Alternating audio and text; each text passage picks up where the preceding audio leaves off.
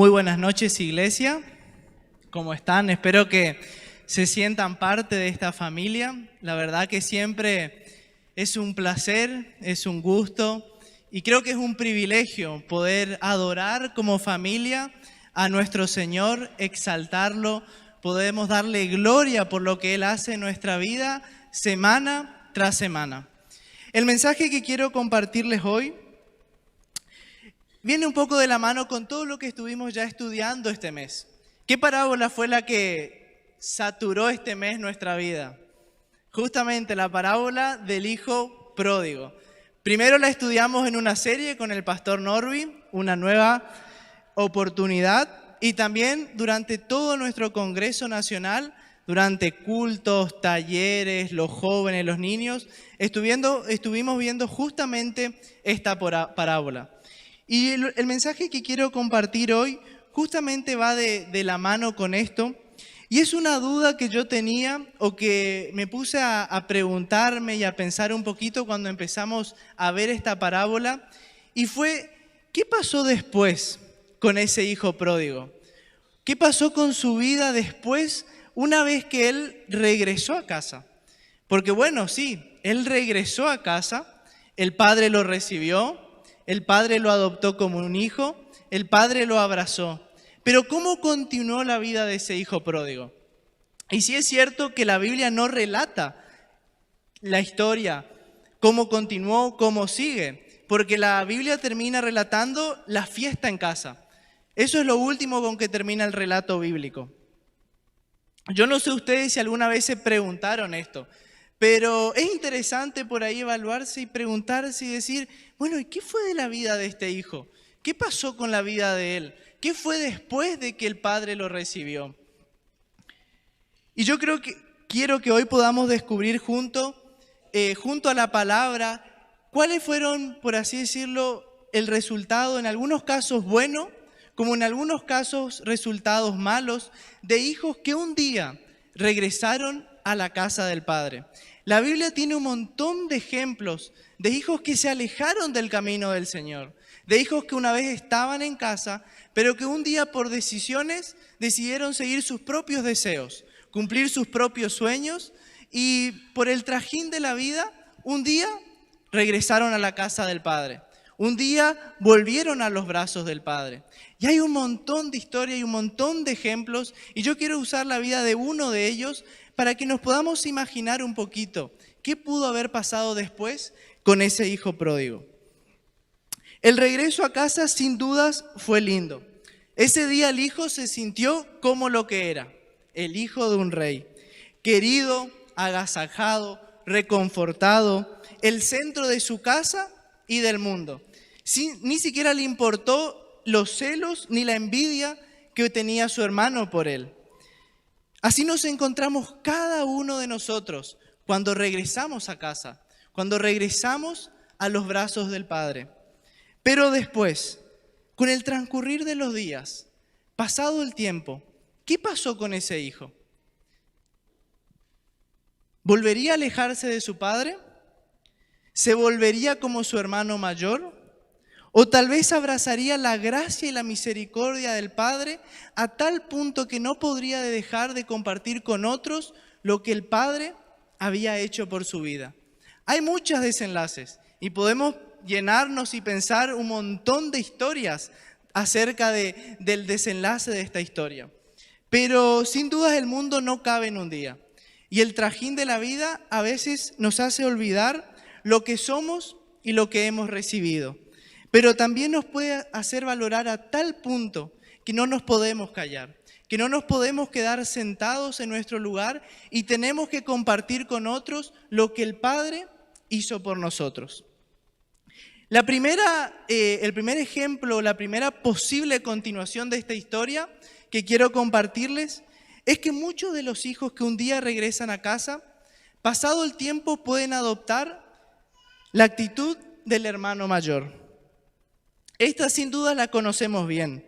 Conocemos el corazón del hermano, conocemos su orgullo, conocemos su envidia, creerse merecedor de la gracia del Padre, odioso de los que están lejos de casa, de los que se glorían de sus obras y del que nunca entendió el perdón del Padre.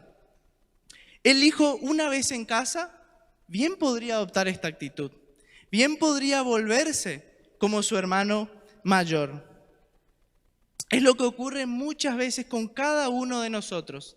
Después de que regresamos a casa, después de que el Padre nos recibe, después de que el Padre nos perdona, nos olvidamos de eso y nos empezamos a creer merecedor de esa gracia.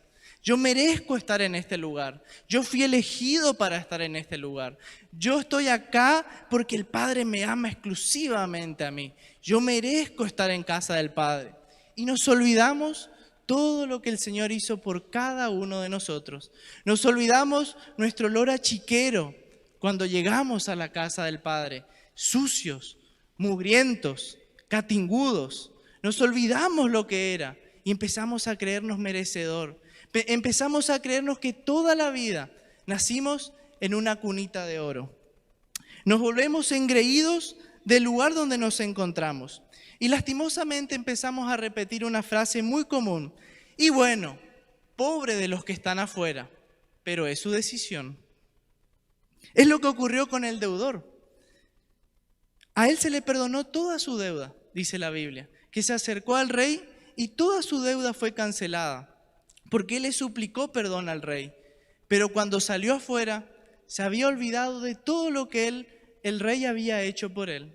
Cuando salió afuera y tuvo que saldar la primera deuda del que debía a él, lo condenó a muerte. Le dijo, yo no te voy a perdonar. Y después conocemos el desenlace de la historia. El rey volvió a hacer lo mismo con él. Entramos por las puertas de la gracia corriendo, para luego pararnos en las mismas puertas para decidir quién debería entrar y quién no a la casa del Padre. Me pongo a pensar qué hubiera pasado con ese hijo si él fuera el primero que se enfrentaba al hijo pródigo. Si el primero que le veía al hijo pródigo era el hermano mayor. Yo creo que le hubiera puesto un montón de pretextos antes de que ese hijo pródigo llegue a los brazos del Padre. Tal vez no te conviene regresar de esa manera. A ver si por lo menos te cambias de ropa, te lavas un poquito, te sacas el olor que tenés y recién ahí volvés al Padre.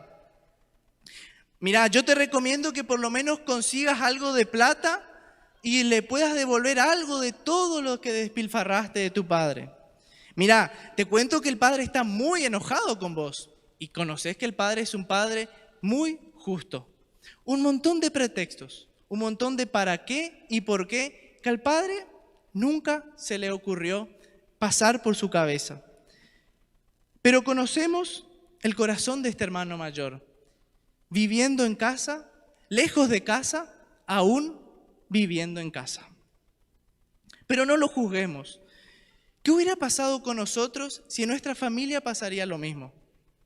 ¿Qué pasaría si aquel hermano que tenemos un día decide irse de la casa, le pide la plata a nuestros padres, gasta todo lo que tiene en un montón de cosas, le hace pasar dolor a nuestros padres y luego un día vuelve como si nada, pidiendo socorro? ¿Cómo reaccionaríamos nosotros? Iglesia, ¿cómo reaccionamos nosotros cuando alguien que se alejó de los caminos del Señor un día decide de vuelta entrar por esas puertas? ¿Cómo lo condenamos? ¿Cómo lo enjuiciamos? ¿Cómo le apuntamos con el dedo? Es una línea muy fina entre elegir el abrazo o el dedo condenatorio. Como si nosotros fuéramos merecedores del lugar donde nos ocupa, donde estamos. Si fuéramos merecedores del lugar donde nosotros nos encontramos hoy. Es gracia, fue gracia y siempre será gracia donde nosotros estamos hoy. Muchas veces publicamos inclusive en nuestras redes, en nuestros estados y por todos lados acerca del amor del Padre. Pero cuando nos toca actuar en misericordia, pareciera que nos olvidamos. Pareciera que no sabríamos cómo actuar en misericordia. Ponemos un montón de versículos, compartimos un montón de frases sobre el amor del Padre, pero cuando nos toca manifestar ese amor, pareciera que no sabemos cómo se hace. Es común cuando pasamos tanto tiempo en la iglesia sentados ocupando una silla, en vez de salir de las cuatro paredes y manifestar el amor del Padre, manifestar su amor, manifestar su gracia. Nos empezamos a sentir cómodos, nos empieza a gustar el sofá de Dios. Ya empezamos a acomodarnos, ya nos empezamos a agarrar forma, nos sentamos y hasta ahí, bueno, ya es cómodo estar acá. ¿Para qué voy a salir afuera? ¿Para qué voy a ir a manifestar el amor del Padre con otros si acá yo estoy bien, acá yo estoy cómodo? No me quiero ni imaginar si ese hijo pródigo tal vez se hubiera sentado en la mesa y hasta hubiera ocupado la silla que el hijo mayor ocupaba siempre. Seguramente la mirada de envidia, de odio y de condenación no hubieran faltado en el hermano mayor. El hermano mayor, el que nadie quiere ser, pero que muchas veces nos convertimos aún estando en casa, en la iglesia, porque no conocemos el corazón del Padre. Sin dudas que un verdadero hermano mayor hubiera honrado a su padre, hubiera dejado la comodidad de la casa, la comodidad del hogar y hubiera salido a buscar a su hermano que se había perdido. En cambio, este hermano se queda en casa, seguro, tranquilo, siendo obediente y esperando por las cosas de su padre, tal vez deseando que su hermano menor nunca regrese. Me duele profundamente admitir que surge un riesgo muy oscuro en nuestro corazón cuando pasamos tanto tiempo en la casa del Padre, sentados sin hacer nada. El síndrome del hermano mayor nos empieza a invadir poco a poco. Primero una cosita, luego otra cosita, primero una crítica, después y bueno, si viene, si no viene, después esto, después aquello, y cada vez más nos volvemos como ese hermano mayor, orgulloso, envidioso, merecedor o creerse merecedor de la gracia del Padre. Así como el hijo mayor en la historia que Jesús contó esa noche, comenzamos a sentir que está en nuestro lugar decidir quién merece entrar o no a la casa del Padre. Sin duda que cada uno de nosotros hemos estado en los dos lados de la vereda. Hemos olido a puerco, hemos estado pecando abiertamente, pero hemos recibido el abrazo del Padre y nos hemos sentido amados por el Padre. Pero también muchas veces hemos estado en el otro lado de la vereda, convirtiéndonos en el hermano mayor, queriendo determinar quién merece entrar y quién no a la casa del Padre. La casa que un día me abrió las puertas siendo aún un traidor avergonzado.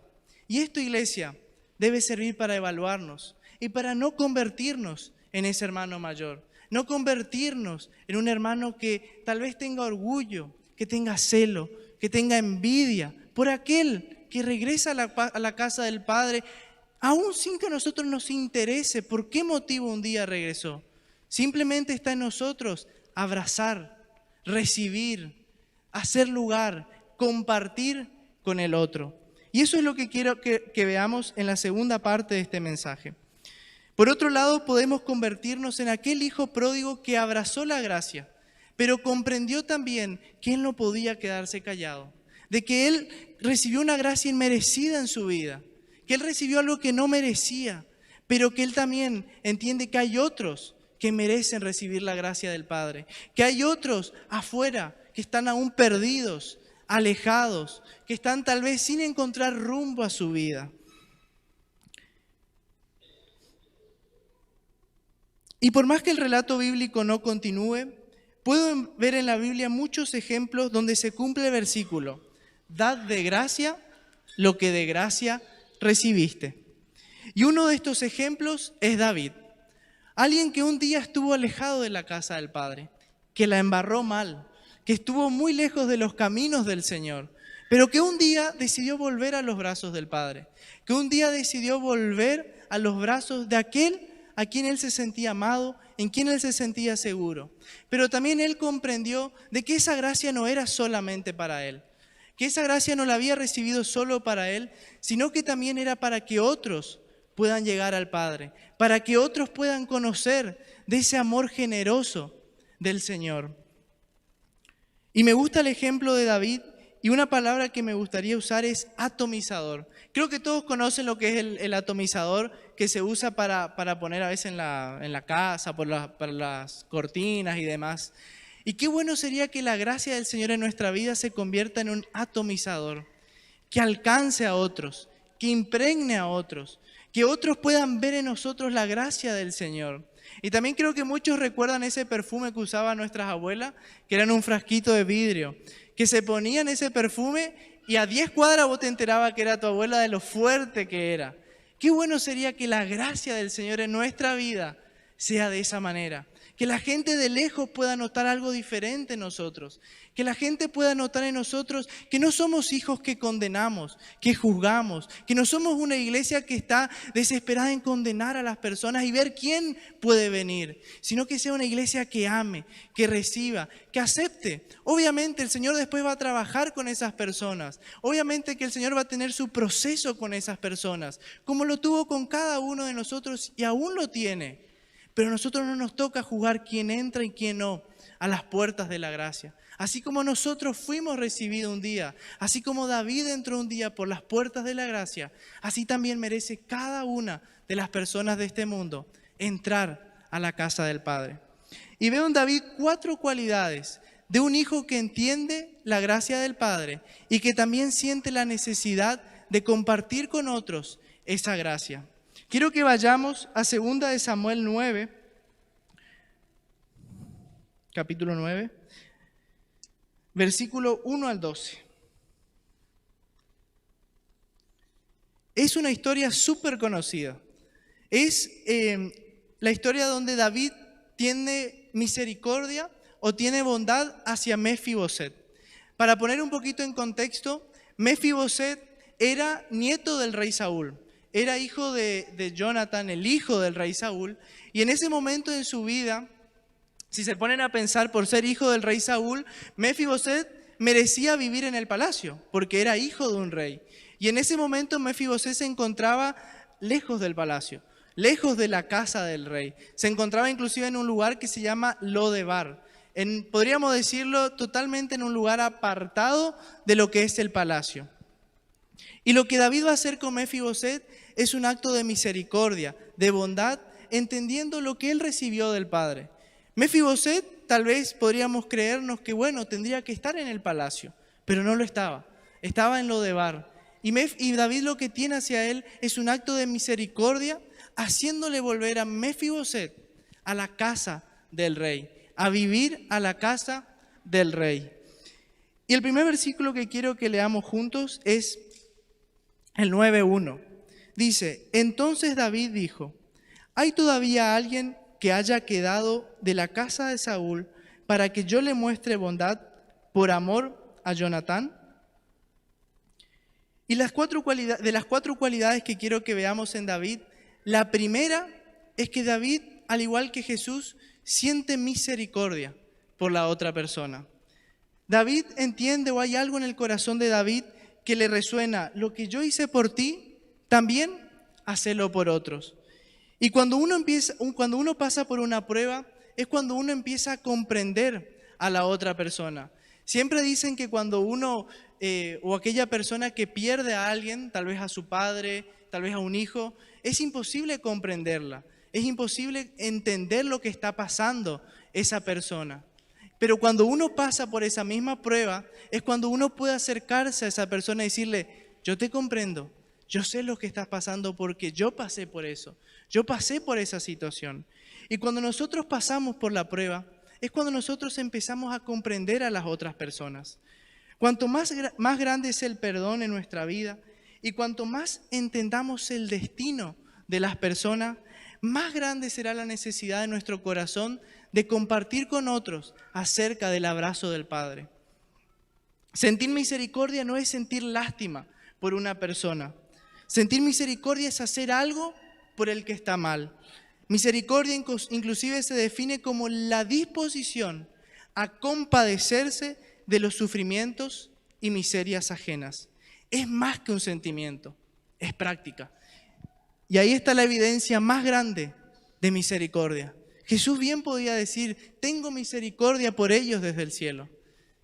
Él lo puso en práctica y es la evidencia más grande de la misericordia del Señor con nosotros y la misericordia que nosotros tenemos que tener con los demás. Pienso que muchas veces la iglesia no comprendió aún lo que significa el infierno, la distancia eterna con el Creador y los sufrimientos y miserias ajenas, porque si no saldríamos corriendo a compartir con otros acerca del amor de Dios. Ni siquiera dudaríamos si tenemos o no que compartir con aquel el Evangelio. Lo haríamos, practicaríamos, lo llevaríamos a la práctica. El Evangelio sería transmitido a través de nuestra vida cuando nosotros entendemos y comprendemos el camino que tiene la otra persona. Que la otra persona no se va a un purgatorio o no se va a un camino neutro, se está yendo al infierno. Y nosotros estamos cruzados de brazos viendo cómo la otra persona se va al infierno. Y eso es sentir misericordia, hacer algo por el que está sufriendo, hacer algo por el que está mal, hacer algo por el que está en una mala situación, en una mala temporada en su vida. No podríamos callarnos y daríamos a conocer sí o sí el ministerio de la reconciliación de Dios con el hombre por medio de Cristo. Los fariseos habían criticado en varias situaciones a Jesús con quien él se sentaba o se juntaba en la mesa. Y Jesús dejó en claro a quién vino a buscar, cuál fue su misión y cuál es nuestra misión hoy como iglesia. Mateo 9 dice, los sanos no tienen necesidad de médico, sino los enfermos. Id, pues, y aprended lo que significa. Misericordia quiero y no sacrificio, porque no he venido a llamar a justos, sino a pecadores al arrepentimiento. Jesús no dijo, misericordia quiero que tengan, misericordia quiero que hagan, misericordia quiero que vivan cada día de su vida. En la necesidad del otro, que seamos una luz de esperanza en la situación en la que se encuentra.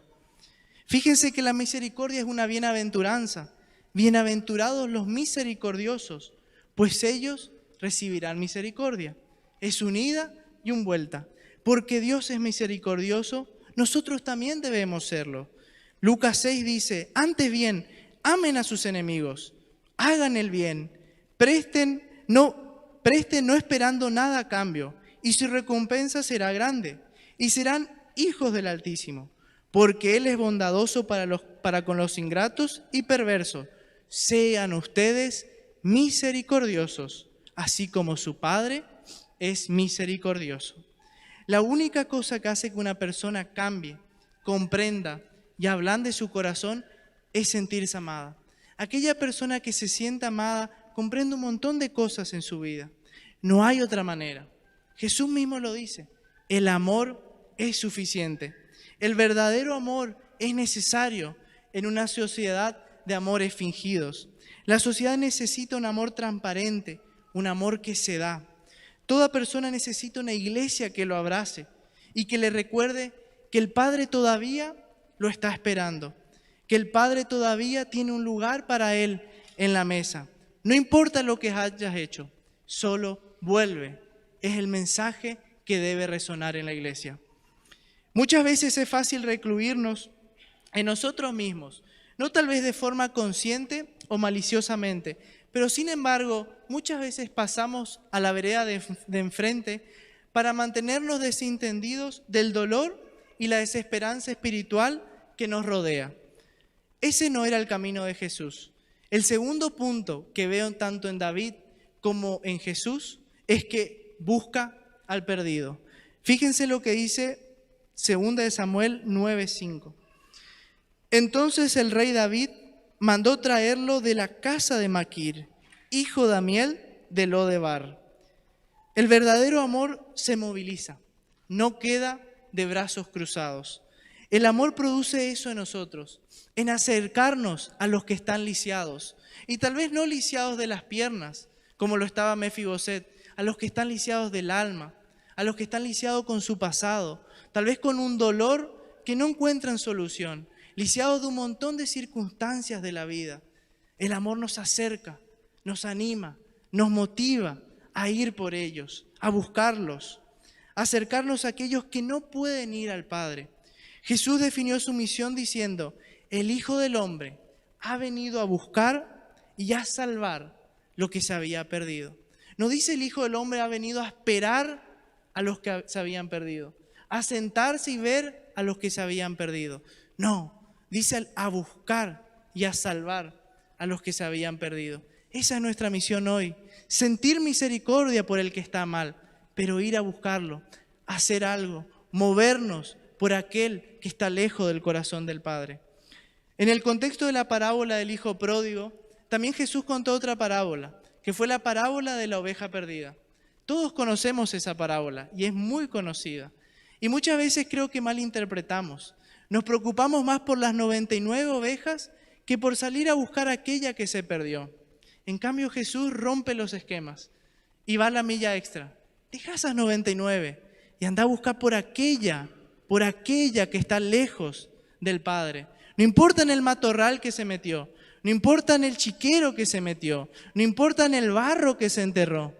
Vos andás por aquella que está perdida, por aquella que se alejó del rebaño. Antes era muy común que el doctor vaya a los pacientes, los visitaba en sus casas e inclusive ayudaba a los que estaban tal vez doloridos, tanto ancianos como niños. Él iba a la casa de esos doctores. Hoy en día es todo al revés. Sin duda, si estamos enfermos o algo, nosotros vamos al doctor y tenemos que visitarle para ver qué es lo que nos pasa.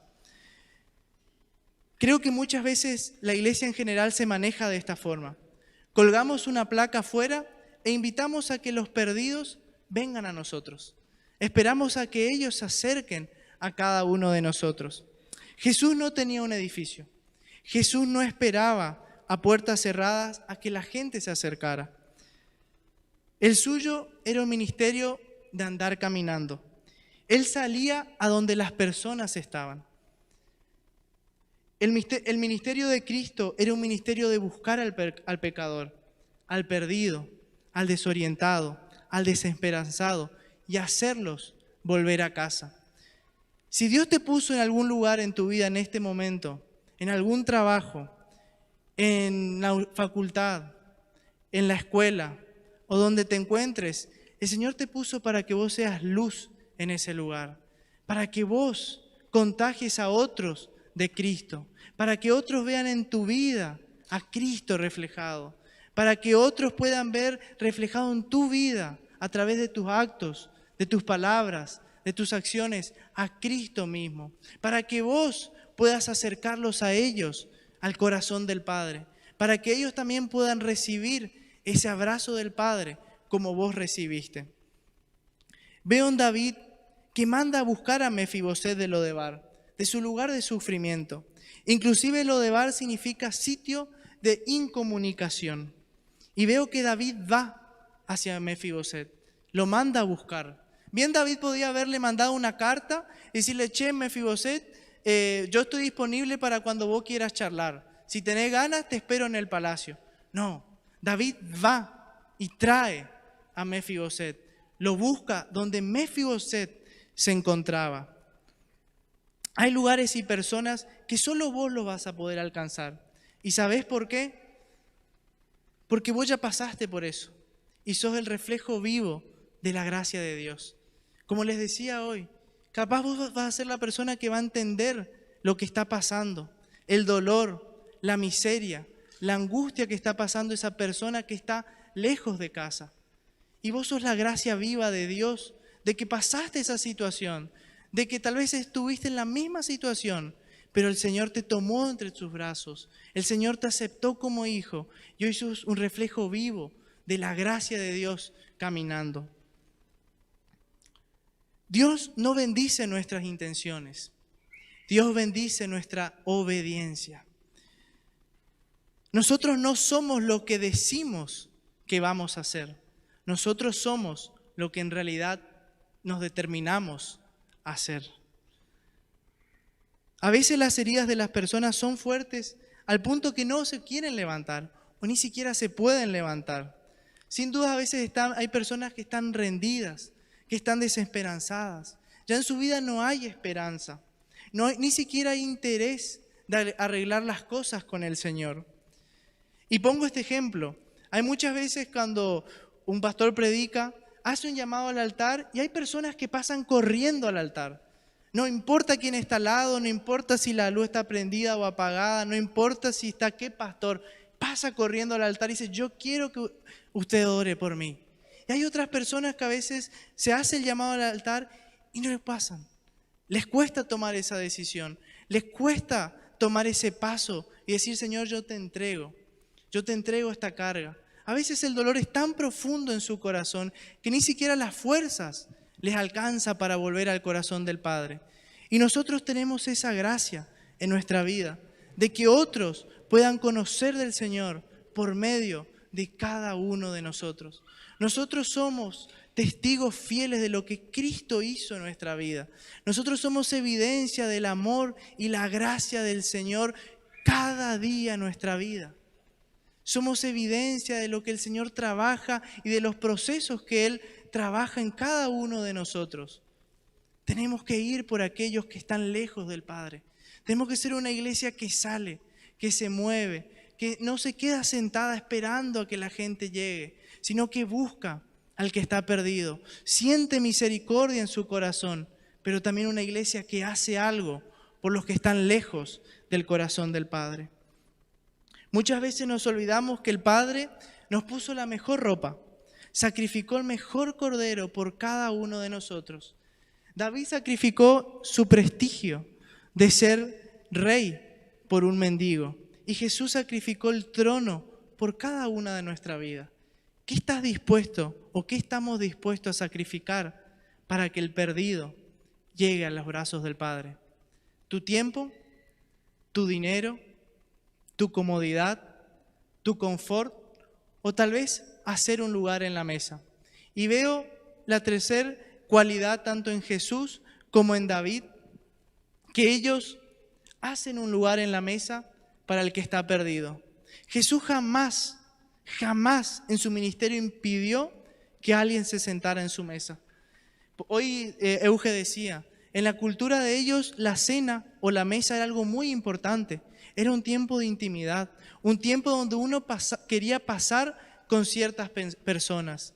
Y veo que Jesús jamás impidió que un pecador, que alguien que no era ni siquiera considerado en la sociedad, tal vez alguien que estaba lejos del corazón del Padre, Él le dijo, no, mira, esto simplemente es para mis discípulos. No, Él recibió inclusive en su mesa a las peores personas de la sociedad, a los pecadores, a los quebrantados, a los perdidos, a los de mala reputación y a la misma escoria de la sociedad. David también tenía muchas excusas para que tal vez Mefiboset no se sentara en su mesa. Pero leemos en el versículo 7 que dice, 9:7. David le dijo, no temas, porque ciertamente te mostraré bondad por amor a tu padre Jonatán, y te devolveré toda la tierra de tu abuelo Saúl, y tú comerás siempre a mi mesa. Y el versículo 13, pero Mefiboset moraba en Jerusalén, porque siempre comía a la mesa del rey, y estaba lisiado de ambos pies. David hizo, aunque tenía muchas excusas, hizo el lugar para que Mefiboset se sentara a su mesa. David tal vez podría haber dicho, la verdad que tengo un montón de cosas, la verdad que tengo un montón de situaciones que resolver, ni siquiera puedo o ni tengo tiempo para que te sientes a mi mesa. Tal vez David pudo haber dicho, yo soy el rey, ¿cómo un mendigo va a sentarse a mi mesa? No, eso no puede ser, va a ser un caos para el reinado. Tal vez pudo haber dicho, tengo que invitar a Mefiboset, está lisiado de los pies, voy a tener que comprar una silla de rueda para que pueda moverse. Un montón de excusas pudo haber puesto David, pero no puso ninguna. Lo que David hizo es invitarle a la mesa y le dijo, para siempre vas a comer en la mesa del rey. Y le dio a Mefiboset, o le concedió a Mefiboset, el más grande honor, sentarse en la mesa del rey. Los únicos que tenían esa posibilidad eran los hijos del rey. Y Mefiboset estaba ahí sentado al lado de los hijos del rey David. David no se avergonzó de sentar a su mesa a un lisiado. Jesús no se avergonzó de sentar a su mesa a pecadores. La pregunta para nosotros es, ¿a quién estamos invitando a la mesa? El Padre preparó la mesa y en la mesa del Padre entran todos. Siempre hay una mesa que se puede agregar. Siempre hay sillas que se pueden agregar en la mesa del Padre. Como hijos, amontonémonos. Hagamos lugar para que otro más pueda sentarse en la mesa, para que otro más pueda tener ese privilegio de sentarse a la mesa del Padre. No seamos egoístas, orgullosos. Agreguemos la silla que falta. Y el último punto, la última cualidad que veo en David como también en Jesús, sí, es que tenemos que salir, tenemos que buscar al perdido, pero también debemos prepararnos para recibir a los lisiados. Dice en la historia que Mefiboset se sentó a la mesa del rey David, pero fíjense que la última parte de la historia dice, estaba lisiado de ambos pies. Bien, tal vez hubiéramos querido leer en la historia que David le dijo, en el nombre del Señor, levántate y sé sano. Pero la historia no fue esa. Dice que David lo sentó aún estando lisiado, aún en la condición en que se encontraba Mefiboset, aún así, con la cantidad de excusas que tenía, David lo sentó a la mesa. Lo curioso es ver que David recibe a Mefiboset y lo sienta sin necesidad de pedirle un cambio exterior o evidencia de que ahora él estaba en la casa del Padre. David lo sienta así no porque no le importe la condición de Mefiboset, sino porque al Padre le importa el interior, le importa restaurar su corazón, le importa restaurar la relación de Mefiboset con el rey. Al rey le interesa restaurar esa relación y no tanto la evidencia exterior de que ahora Mefiboset está sentado en la casa del rey. Esos pies lisiados representan fracturas, dolores o trajines de la vida. Y para eso el Señor promete sanar cada una de esas heridas. Salmo 147:3 dice, sanaré a los quebrantados de corazón y vendaré sus heridas. Dios sana las heridas, quita el dolor, pero las cicatrices quedan para recordarnos la gracia de Dios. Y los pies lisiados de Mefiboset representaban la gracia de Dios, aún siendo un lisiado, aún siendo un mendigo, aún siendo tal vez lo despreciado de la sociedad. Ahora Mefiboset estaba sentado a la mesa del rey.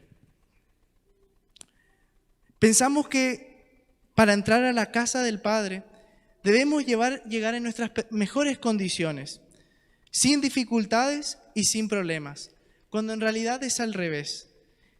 La gente debe y va a llegar en su peor desierto, en su peor tormenta y en su noche más oscura. La iglesia siempre va a estar formada de gente rota, que está en proceso de restauración. Y todos tenemos un proceso diferente. Todos estamos en un proceso. Cada persona tendrá un proceso de sanidad particular. Cada persona tendrá un tiempo diferente de sanidad. Pero la iglesia debe estar para acompañar, para guiar, para ayudar, para ser parte de esa persona. Y no para condenarlo, no para juzgarlo, y no para decirle, mirá lo que vos fuiste cuando estabas allá. O mirá lo que yo me acuerdo que vos eras. No, la iglesia no está para eso. La iglesia, David no estaba para recordarle a Mefiboset que él estaba lisiado de sus pies. La iglesia no está para eso. La iglesia está para aceptar, para recibir, para poder hacer parte a los que están lisiados del alma y de la vida. No todos sanan igual. Algunos sanarán más rápido. Una noche en emergencias y ya está. Otros entrarán a cuidados intensivos con suero y respiración asistida. Eso es un hospital y esto es el hospital del alma. No todos van a sanar de la misma manera.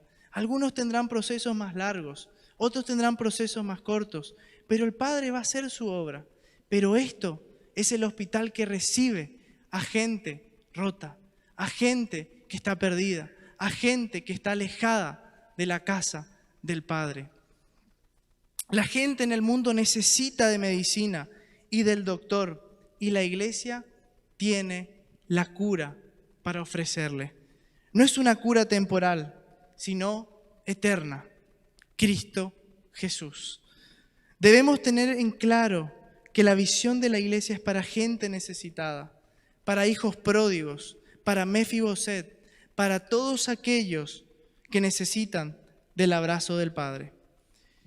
Para ir terminando, el Señor sin dudas quiere hacer algo en medio de nosotros. El Señor quiere moverse en medio de nosotros. Pero iglesia, necesitamos involucrarnos. Necesitamos ser parte, meternos en la sociedad y ser atomizadores de la gracia de Dios.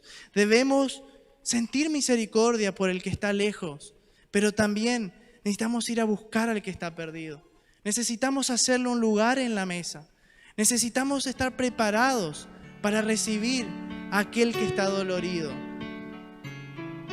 Abracémoslos, no le pidamos nada a cambio, como así el Señor tampoco nos pide a nosotros nada a cambio. Dentro de las conductas cristianas que Pedro escribe en su carta, él destaca una por sobre todo: sean fervientes en su amor los unos por los otros, pues el amor, o porque el amor cubre multitud de pecados. Primera de Pedro 4:8. Iglesia, que podamos reflejar en nuestros corazones el amor de Cristo. Y ya que a mí no me toca saber quién está arrepentido y de regreso a casa, solo extenderemos su amor a todos por igual. No seamos como el hermano mayor, un impedimento para un hijo que desea llegar a los brazos del Padre. A nadie bajo el sol nos toca definir quién entra y quién sale de la casa del Padre. El dueño de la casa ya afirmó: a quienes llegan quebrantados, Él recibe y Él restaura. Cuando Él nos trajo a cada uno de nosotros, llegamos sucios y sin dignidad, pero rendidos a Él. Él nos limpió y nos revivió. Estábamos ciegos, pero ahora vemos. Estábamos muertos, pero ahora vivimos. Jesús hizo lo inexplicable por alguien interminablemente perdido como yo, y lo está haciendo por cada uno de sus hijos. Él los ama, Él los espera en casa, Él espera para abrazarlos. Que mi vida y mensaje siempre resuenen: vuelve a casa, hijo pródigo, vuelve al corazón del Padre. Que nuestro deseo sea ser un hijo que junto al Padre celebre, corra y se encuentre con el que está perdido.